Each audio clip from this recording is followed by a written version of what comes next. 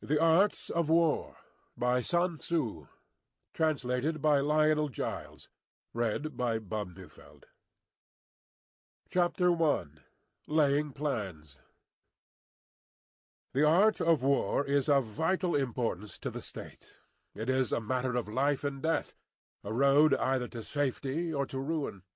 Hence it is a subject of inquiry which can on no account be neglected. The art of war, then, is governed by 5 constant factors, to be taken into account in one's deliberations when seeking to determine the conditions obtaining in the field.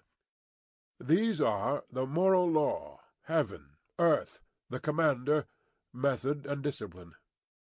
The moral law causes the people to be in complete accord with their ruler, so that they will follow him, regardless of their lives, undismayed by any danger.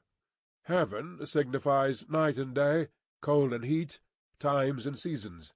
Earth comprises distances, great and small, danger and security, open ground and narrow passes, the chances of life and death.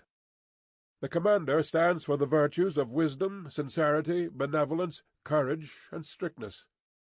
Method and discipline are to be understood the marshalling of the army in its proper subdivisions, the graduations of rank among the officers, the maintenance of roads by which supplies may reach the army, and the control of military expenditure. These 5 heads should be familiar to every general. He who knows them will be victorious. He who knows them not will fail. Therefore, in your deliberations, when seeking to determine the military conditions, let them be made the basis of a comparison, in this wise. Which of the 2 sovereigns is imbued with the moral law? Which of the 2 generals has most ability? With whom lie the advantages derived from heaven and earth? On which side is discipline most rigorously enforced? Which army is stronger?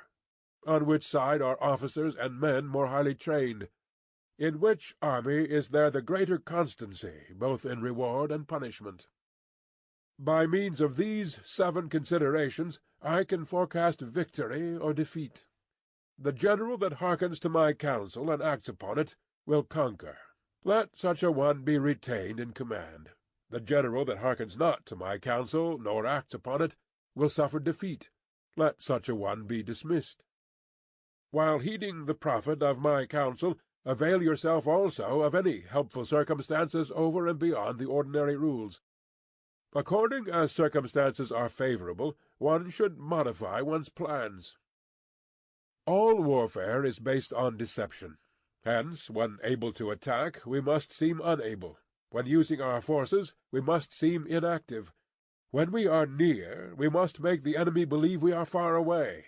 When far away, we must make him believe we are near.